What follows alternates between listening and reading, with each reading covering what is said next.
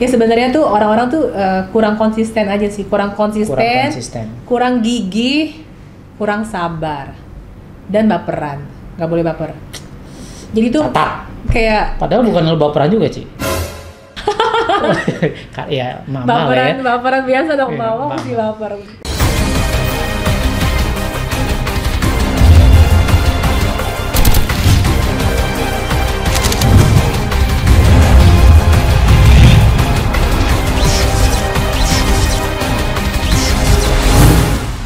Assalamualaikum warahmatullahi wabarakatuh. Kembali bersama saya Andika dan bersama, she's my guru ya, Cici Christina Lee. Tepuk tangan dulu dong. Oke. Dan pastikan kalau lu dapat sesuatu dari acara kita hari ini, jangan lupa ya kasih komen ya. Dan yang pasti subscribe, like, comment, and share. Dan jangan lupa aktifkan tombol loncengnya. Dan hari ini karena di sebelah saya ini adalah guru buat saya, ya. Walaupun ya saya bilang saya secret admirer selama ini gitu kan. Wah, ini pelajaran sering nulis di Facebook dan sebenarnya saya belajar. Sekarang dia udah punya YouTube channel. Wow, apa namanya? Christina Lee juga. Pastikan you subscribe. Dan karena beliau salah satu sosok sosok sentral. Sosok yang sudah sukses di dunia digital. Gue pengen ngobrol nih. Gue pengen nanya gimana caranya kalau ada orang, karena kan gini, kemarin gue kan tinggal di Bogor, and then kemarin anak gue ulang tahun gitu, gue jadi lagi mainan dan seterusnya, terus gue ke Ramayana gitu, cari mainan di sana, itu gedung gede Ramayana, terus itu udah tinggal setengah men, jadi udah mau bangkrut. Terus gue bilang nih jangan-jangan karena dunia digital merongrong itu kan. Tapi itu faktanya, gue nggak tahu. Tapi yang jelas itu jadi kosong semua, ya. Jadi sekarang jadi kosong lah gedungnya. Nah ini kan memang sekarang sudah dunia digital dan gue pengen belajar langsung dari Cici. Sebenarnya kalau gue mau sukses di dunia digital itu gue harus ngapain sih? Apa gue create produk yang gue Facebook ads gue jual-jual apa gimana? Sebenarnya sih kalau mau masuk dunia digital, apalagi buat yang punya modal minim lah atau cuma punya modal handphone. Iya, rata-rata kan minim semua. Iya, kan?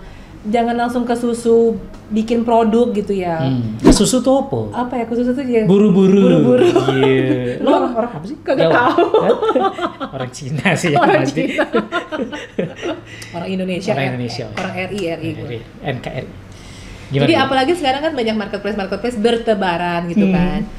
Entah itu marketplace, entah itu kalau kalian tinggal di sekitar kalian ada toko-toko yang kira-kira berpotensi buat di foto produknya masukin ke marketplace, itu juga bisa. Cumanya menurut gue sebelum kalian memutuskan untuk kayak bikin produk lah, atau jadi stokis tuh kayak mesti beli produk banyak gitu, takut kalau nggak laku gimana gitu kan. Mendingan jadi dropship, jadi bisa juga dengan kalian lihat aja di marketplace gitu ya, supplier atau mungkin toko. Misalnya jadi yang pertama adalah jadi dropship. Jadi dropship dulu gitu. Dropship itu kayak apa sih maksudnya? Dropship itu jadi kayak kita ngambil barang sama orang, tapi orang gini. Jadi ada orang beli ke kita, terus ketika orangnya udah bayar ke kita baru beliin barangnya ke supplier yang kirim barang ke orang itu. Jadi kita nggak modal. Jadi kita nggak modal. Paling kalau di marketplace kok kayak gitu nalangin dulu kali nggak juga, duitnya kan udah masuk ke kita ya. Iya, berarti nggak modal beneran. Oke, dropshipper. Jadi dropshipper. Nah, kenapa dengan jadi dropshipper? Pertama, ibaratnya tuh kalian kan jadi bisa tahu kelebihan dan kekurangan dari produk tersebut gitu loh. Misalnya lo mau jualan tas nih. Nah, kalau lu mulai awal-awalnya itu ngambil barang dari orang lain dulu, setidaknya kan lu tahu dong, ini tas ternyata orang banyak komplain-komplainnya gini, atau ternyata dari 5 tas yang gua ngambil dari supplier itu, yang gua taruh di marketplace gue, ada tas yang laku nih. Kenapa ya laku ya? Oh, berarti customer gue suka nih tas yang kayak gini. Jadi dia bisa, terus juga lu bisa lihat juga repetisi dari pembelian produk tersebut. Misalnya, nih orang A udah beli tas yang A, atau dia beli yang tas B, itu repetisinya berapa lama gitu kan, apakah tiap minggu, apakah tiap bulan, kayak gitu. Jadi riset pasar lu, sebagai dropshipper lu udah bisa riset pasar. Iya, gitu. ngeriset pasar dan test the water juga. Terus produk varian mana yang paling digemari juga lu kan bisa lihat. Terus juga lu juga bisa ngelihat kayak banyaknya jumlah pembelian produk tersebut dalam sehari berapa. Jadi dari situ kan lu udah bisa ngelihat, lu udah punya data lah. Data mulai dari yang paling laku yang mana, terus penolakan orang terhadap produk-produk lu itu apa aja, apakah kemahalan kah? Kalau kemahalan berarti lu mesti cari yang lebih murah, ataukah mungkin warnanya kurang oke lah. Sampai akhirnya lu nemuin satu pola yang tepat dan lu udah punya customer base yang rutin belanja sama lu juga, udah punya membentuk pasar sendiri, baru lu udah bisa jadi stokis nih naik peringkat. Oke. Jadi setidaknya resiko awalnya kan udah berkurang kan. Ini stokis dari produk yang udah kita jual Iya, laku itu. Iya. Jadi stokis kan lu udah tahu, oh gue mau nyetok produk. Nah, dari waktu gue dropship ternyata produk yang ini yang paling sering dibeli nih, yang warna ini, yang modelnya kayak gini, yang bentuknya kayak gini, yang harganya kisaran segini, itu aja yang gue stok. Kenapa naik peringkat jadi stokis? Kalau jadi stokis kan kita punya bargaining power-nya lebih gede ke supplier. Ibaratnya kalau tadi jadi dropship, gue cuma mau dropship doang, lu bisa kasih gue harga berapa? Ya tergantung pembelian lu kan, berapa kan. Mungkin harganya kalau dropship 100.000 buat modal buat kita, tapi ketika kita nyetok mungkin beli 12 biji, beli 24 biji, harganya bisa jatuhnya jadi 70.000, 80.000. Margin kita kan jadi lebih tinggi. Gitu. Dropship, stokis. Untungnya lebih besar, oke. Iya, nanti dari stokis ini karena kalian juga udah mulai paham segala macam, kalau barang habis tuh nyetok lagi mesti berapa lama, segala macam gitu-gitu. Nah, baru deh nanti naik jadi produsen bisa aja mulai nyari ke orang yang bisa bikinin tas kayak gitu. Maklun berarti gitu ya. Maklun gitu kan. Nih lo bikinin tas yang modelnya kayak gini. Nah, warnanya kayak gini. Oke. Jadi maksud gue kebanyakan orang tuh suka kesalahan utama orang yang mau masuk dunia online. Meskipun dia punya modal. Oke. Itu tuh langsung keburu-buru, dia belum punya pasar, dia belum tahu cara jualannya gimana, dia belum tahu itu produk bakal laku apa enggak, udah langsung bikin barang. Karena kan kalau bikin barang kan pasti dapetnya lebih murah lagi dong. Yeah. Cuma kan kalau lu sampai bikin barang, mana ada sih lu ke tukang jahit gue cuma bikin 3 biji. Pasti kan ada minimum quantity gitu kan. Besar. Jadi maksud gue, kalau gue pribadi nih ya, misalnya katakan gue sekarang jualan lipstick Lume Colors, berikut aksesoris yang lain kan. Misalnya katakan gue pengen bikin skincare nih. Terus pabrik gue nanya, lu kalau bikinnya 10.000 biji, mungkin modal lu sebijinya katakan 50.000 misalnya. Tapi kalau lo belinya 300 biji, tadi 10.000, 50.000 ya, berarti berapa tuh? 500 juta ya? 500 juta kan? Tapi kalau lo belinya cuma 300 biji, modalnya 1 biji, jadi anggaplah 70.000. Jadi 770.000 dikali 300, 1 juta. 2,1 ya? Tapi masa naiknya cuma 70.000? Murah amat bedanya. Ya emang segituan sih biasanya. Oh, gitu. 70.000 kan 300 berapa sih? Aduh, lu suruh 21 juta ya? 21 juta? Iya kan, 21 21 juta. Nah, kalau kalian sebagai newbie, ketika kalian mau mencoba produk baru, lu pilih mana? Kadang orang tuh suka terkecohnya, gue mencari produk semurah mungkin. 50.000 gue hajar lah 10.000 biji. Tapi kadang kalau nggak laku, lu yang lu loss 500 jutanya lu loss kan. Tapi kalau misalnya lu ngetes 300 biji terus laku, toh kan masih bisa lu jual lebih mahal, lu masih ada profit. Dan amit-amit nggak laku, kerugian lu cuma 21 juta. Contohnya kayak gitulah. Itu kalau udah mulai ngomongin jadi produsen ya. Produsen ibaratnya di sini produsen bukan pabrik yang bikin, maksudnya kita bikin sendiri produknya via orang gitu. Maklun ya. Jadi itu juga bertahap gitu. Oke, jadi kalau kita mau sukses di dunia online bisnis, kita bangun dulu pasar dengan kita dropshipping dulu. And then udah mulai laku, udah mulai banyak, kita naik jadi stokis. Iya. Stokis baru kita produsen. Iya. Gitu ya. Oke, terus seberapa penting sih? Kan kalau gue lihat lu aktif banget nih nulis di Facebook gitu kan, and then YouTube. Tadi kita juga ngobrol, ternyata one-on-one rate itu ya, coba lo yang mau jadi reseller jualan kosmetik, hello girls ya. Jualan kosmetik dan aksesoris wanita ya. Nah ini temen gue, guru gue nih punya web yang keren banget ya, di digital platform yang keren banget. Nah sepenting apa kalau kita mau sukses di dunia digital? Tadi lo nulis apa ya, personal branding kali ya? Iya. Itu gimana menurut lo? Ibaratnya gini ya, sebenarnya seberapa penting apa gimana pertanyaannya? Ya maksudnya, kadang kan banyak orang yang males nih nulis kayak lu, status lah, gini, masih sharing-sharing ilmu. Kalau gue sih sarannya ya buat para reseller, ya sebenarnya tuh orang-orang tuh kurang konsisten aja sih, kurang gigih, kurang sabar, dan baperan, nggak boleh baper. Jadi tuh kayak. Padahal bukan lu baperan juga Ci. Ya, baperan biasa dong, mama masih baper. Justru dengan baper tingkat insting gue lumayan tinggi kalau ada orang mau rese-rese sama gue, nipu-nipu gitu kan ya lah. Cumanya ibaratnya kalau misalnya lu udah mau mulai, ini kok jadi ngomongin personal branding ya? Iya, karena gue ngelihat kayaknya lu sukses gara-gara lu tuh justru sering ngasih ilmu. Menurut gue ini kan branding gitu. Oke. Sampai terbranding lu tuh kok jarang mandi misalnya gitu. Ups. Gue mandi loh Lu sekarang. mandi. Gue mandi. Oke. Jadi kalau gue itu ibaratnya ini ngomongin personal branding. Kenapa sih gue sering sharing tips, sering ilmu, sering bagi ilmu di Facebook gue? Karena gue dulu belum terlalu main di YouTube. Jadi tahun lalu tuh kalau lo lihat postingan gue, asal lo skip yang alay-alay, itu banyak sekali tips-tipsnya. Mungkin juga salah satunya kalau ngomongin dari kebesaran Tuhan juga ya, ibaratnya lo memberikan sesuatu ke orang, membantu banyak orang, ada aja lah karma baik lah. Itu kayak legacy. Give first. Iya, give first gitu kan. Nah, terus kalau boleh dong yang namanya Facebook pribadi, tau-tau gue ada orang kan pengen tahu gue jualan apa ya, terus gue info lah. Oh, gue ada launching Lume Colors nih lipstick gue. Padahal gue sama sekali beli dong, enggak kan? Cuma ya mungkin karena banyak orang yang follow gue, banyak orang yang add friend gue karena gue sering bagi tips. Jadi ketika gue posting gue lagi jualan produk apa, orang jadi banyak ngeliat dong. Tanpa gue iklan gitu, dan mungkin karena mereka melihat gue sepertinya orang yang bisa dipercaya, dan gue memang bisa dipercaya. Yes, you are. Jadi mereka juga merasa, gue aja yang bukan member 101 kalau nanya apa-apa ke Cici Christina via PM atau apa tuh dijawab. Apalagi kalau gue jadi member, suka ada pemikirannya kayak gitu. Sebenarnya sama aja, gue pasti jawab aja. Kalau lu jawabin semua tuh orang-orangnya. Kalau masuk ke message gue dan gue bisa jawab, gue jawab. Bahkan sampai ada yang kalau dia udah nanya panjang, gue telepon.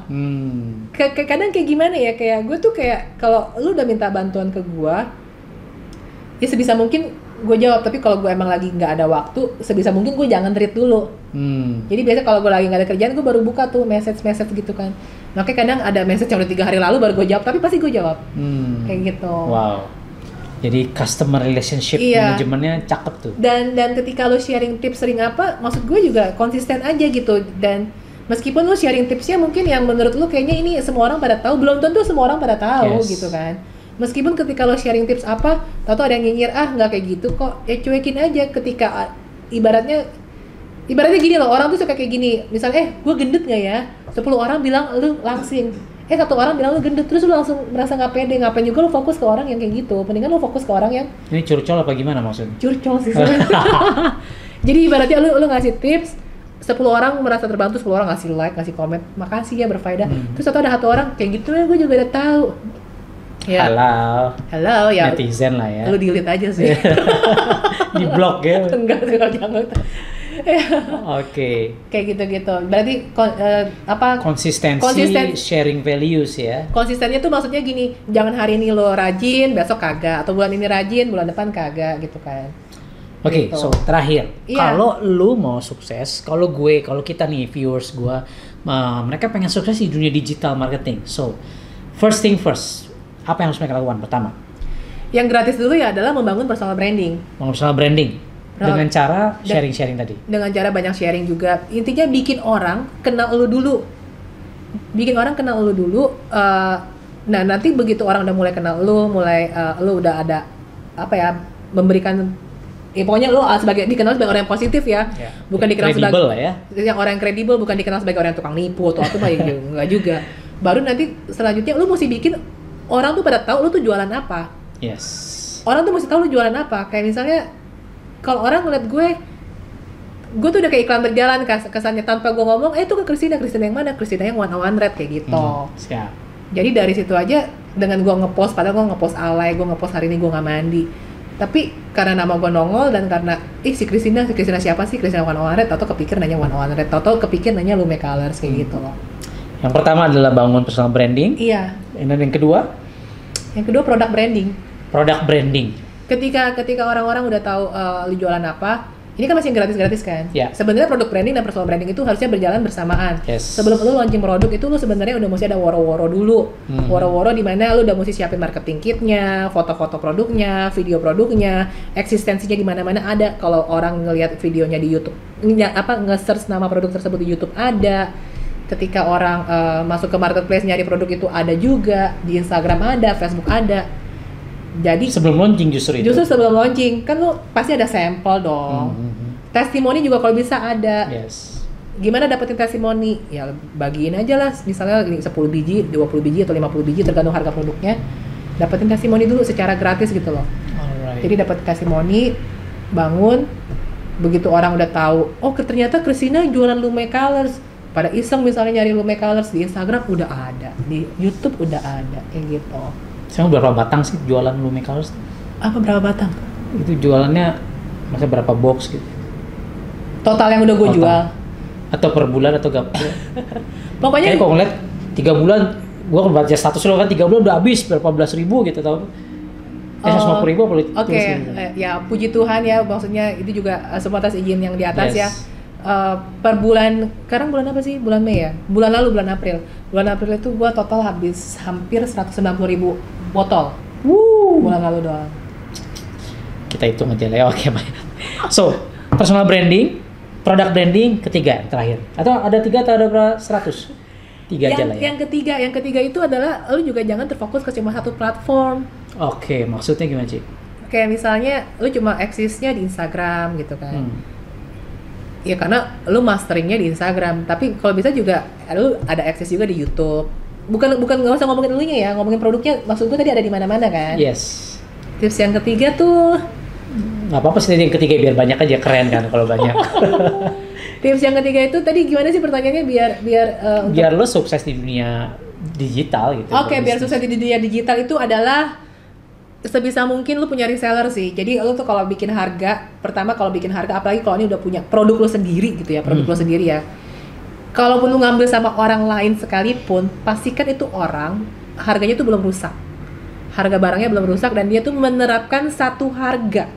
Oke, dari si produsennya. Dari produsennya dan dia sendiri juga nggak rese, tau main nurunin harga kan, amit-amit lu saingan dari distributor lo sendiri kan. Satu harga tuh maksudnya gini, kayak misalnya kan ada orang suka, pokoknya gue jualan lipstick nih misalnya nih orang lain ya bukan gue. Harga terendahnya lu boleh jual 90, harga tertinggi lu boleh jual 150. Kalau harganya ngaco-ngaco gitu, ada harga terendah tertinggi, pasti kalau orang yang udah pengen ngebet cepet laku kan jualnya di 90.000 semua. Tapi kan bisa juga tahu ada yang nakal, misalnya udah dibilang harga terendah 90.000, tapi pas lo cek di marketplace, kok udah ada yang jual 78.000 ya. Dan si distributornya atau pusatnya sama sekali tidak melakukan tindakan apa-apa. Itu lo mendingan jangan jualan produk itu, lo capek. Lo akan capek ngegedein brand orang yang si pemilik brandnya aja tidak peduli dengan pertarungan harga untuk brand tersebut karena itu rusak. Lama-lama rusak. Begitu juga dengan ketika lo nanti punya produk ya, pastikan itu satu harga. Terus apa lagi ya? Apalagi? Kok gue jadi suka ngeblank? Tahu dari tadi ngeblank gue sama gue. Dia soalnya ahli hipnoterapi, gue kayak di hipnotis. Lo nggak sadar dompet lo udah nggak ada ini. Jadi kalau lo punya produk ya harganya itu lo mesti benar-benar jaga dan lo mesti punya reseller. Dan ketika lo punya reseller lo juga mesti tegas kalau misalnya ada yang jualnya di bawah harga yang lo tetapkan, ya udah lo cut orderan. Kenapa lo pentingnya punya reseller? Karena ibaratnya lu aja kalau lu sendirian bisa menjual misalnya gue nggak usah ngomong gede-gede, misalnya profit lu sendirian aja 10 juta. Kalau lu mengcloning orang 3 orang aja yang cuma bisa jual 2 juta profitnya, itu kan lumayan kan? Yes. Gitu loh. Jadi ketika lu membagi rezeki lu ke orang-orang lain, meskipun lu jual ke reseller, harga lu nggak bisa setinggi lu jual ke end user. Ibaratnya ketika lu membagi rezeki ke orang lain gitu ya, ya banyak yang ngedoain biar usaha lo tuh makin sukses gitu loh. Amin. Ya iyalah, kalau lo bangkrut kan dia ngambil barang dari mana? Yes. Ya nggak sih? Jadi yang pertama adalah personal branding, product branding. Bangun. Yang ketiga bangun jaringan reseller. Bangun jaringan reseller, istilahnya bangun army lah. Bangun tim ya. Bangun tim lah. Bangun tim. Terus juga jangan pelit. Wah, jangan pelit guys. Jangan Gue pelit. kayaknya bakal dapat Lume Colors buat bini gue nih, lumayan. Enggak, maksud gue gini. Ketika bisnis sudah maju gitu ya, banyak orang tuh suka pelit mau hire karyawan. Semua pengen kerja sendiri. Semua mesti maunya dikerjain sendiri. Lu tuh jangan pelit hire karyawan. Kenapa?